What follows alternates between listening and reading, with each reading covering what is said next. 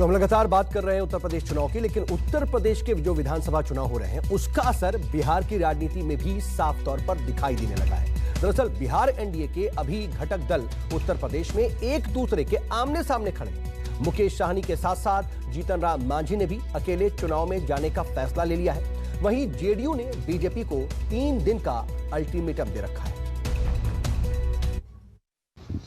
श्री माननीय मंत्री श्री आरसीपी सिंह साहब भी आए थे बैठक, और उन्होंने ये बताया कि भारतीय जनता पार्टी से बात हो रही है और शीघ्र उस पर निर्णय लिया जाएगा। यूपी के चुनावी दंगल का साइड इफेक्ट बिहार में साफ दिख रहा है। बीजेपी और जेडीयू की खींचतान में नीतीश कुमार की पार्टी के भीतर की अंदरूनी गुटबाजी भी बेपर्दा हो रही है, क्योंकि ललन सिंह जिस आरसीपी सिंह का जिक्र कर रहे हैं उनसे ललन सिंह का 36 का रिश्ता है।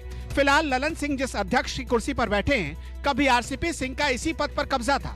अध्यक्ष रहते हुए उन्होंने बीजेपी के साथ केंद्रीय मंत्रिमंडल के विस्तार में जेडीयू की भागीदारी पर बात की थी, लेकिन खुद के सिवा वो किसी और को केंद्रीय मंत्री नहीं बनवा पाए। ललन सिंह के लिए इसमें कुछ भी बुरा नहीं हुआ, क्योंकि आरसीपी सिंह के केंद्रीय मंत्री बनने के बाद पार्टी के राष्ट्रीय अध्यक्ष की कुर्सी खाली हो गई और ललन सिंह की इस पर ताजपोशी हो गई। सवाल है कि क्या आरसीपी सिंह बीजेपी के साथ बातचीत में यूपी के चुनाव में जेडीयू को सम्मानजनक सीटें दिला पाएंगे?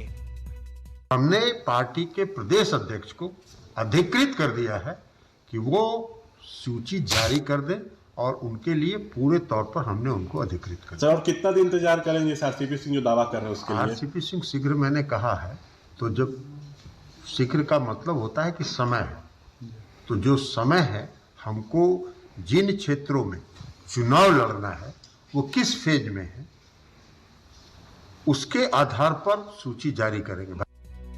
सन ऑफ मल्लाह के नाम से चर्चित नीतीश सरकार के मंत्री मुकेश सहनी पहले ही ऐलान कर चुके हैं कि उनकी विकासशील इंसान पार्टी यूपी में 165 सीटों पर चुनाव लड़ेगी। सहनी ने 25 उम्मीदवारों की लिस्ट पहले ही जारी कर दी थी। सहनी इस बात से बेहद नाराज हैं कि बीजेपी ने उनको नोटिस तक नहीं लिया। गुस्साए सहनी अब लालू यादव और तेजस्वी की तारीफ में कशीदे पड़ रहे हैं और यहाँ तक कह रहे कि वो आरजेडी के साथ भी जा सकते हैं। संभावना नहीं है, संभावना सीधा मुख्यमंत्री श्री नीतीश कुमार जी के नेतृत्व में हमारी सरकार चल रही है। और रहा कि हम लालू जी को मानने वाले लोग हैं, उनके विचार पे चलने वाले लोग हैं। उनका विचार है गरीब लोगों को न्याय हो, उनके रोटी कपड़ा मकान उनको मिलना चाहिए। वही हमारा भी सोच है कि गरीब चाहे जिस जाति के हो उसको सरकार का खजाना पे पहला अधिकार उनका होना चाहिए। तो हम ये विचार पे जीने वाले लोग हैं।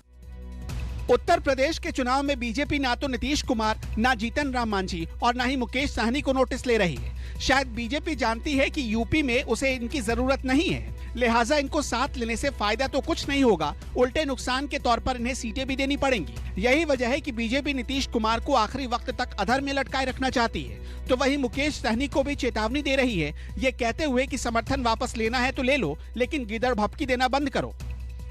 बिहार में हमारे बदौलत सरकार चल रही है, अगर इतना ही दिक्कत है तो हम अपना समर्थन वापस ले लेते हैं। इसमें देर किस बात की? कोई देर है? औकात की बात भी कर रहे हैं कि हमारे ही औकात से चल रही है बिहार में। वो अच्छी बात है, जो लोग बोलते हैं वो देर क्यों करते हैं? उनको जब अगर बोलते हैं तो उस पर काम करना चाहिए, उन्हीं से पूछिए ये बात। कोई गिदड़ भभकी दे रहा है तो गिदड़ भभकी से सावधान रहना चाहिए सबों को। बिहार एनडीए में छिड़ी इस लड़ाई पर आरजेडी न सिर्फ पैनी नजर बनाए हुए है, बल्कि पार्टी ने एनडीए नेताओं के पीछे अपने दूत भी छोड़ रखे हैं। बीजेपी अपने दूतों से पैनी नजर रख रही है। कुछ दिनों पहले ही आरजेडी के एक नेता ने उपेंद्र कुशवाहा से मुलाकात की थी और बुधवार को रात के अंधेरे में मुकेश सहनी से भी बातचीत की थी। हालांकि आरजेडी नेता ने इस मुलाकात को निजी बताया, लेकिन वीआईपी और मांझी को साथ आने का ऑफर भी दे दिया। जो छोटे दल हैं जिनके दम पर सरकार है, वीआईपी पार्टी मुकेश सहनी जी की और हम पार्टी मांझी जी की, उनको कोई तवज्जो नहीं मिल रहा है। बीजेपी चाह रही है दोनों पार्टियों को बर्बाद करना। बीजेपी का यही चाल चरित्र चेहरा रहा है, मतलब निकल गया तो पहचानते नहीं। पहले विशेष राज्य के दर्जे की मांग, फिर जातीय जनगणना, फिर सम्राट अशोक और अब यूपी चुनाव को लेकर एनडीए में टकराव।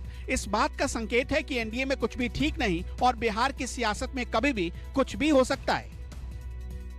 राजनीति में कुछ भी अस्थायी नहीं होता है।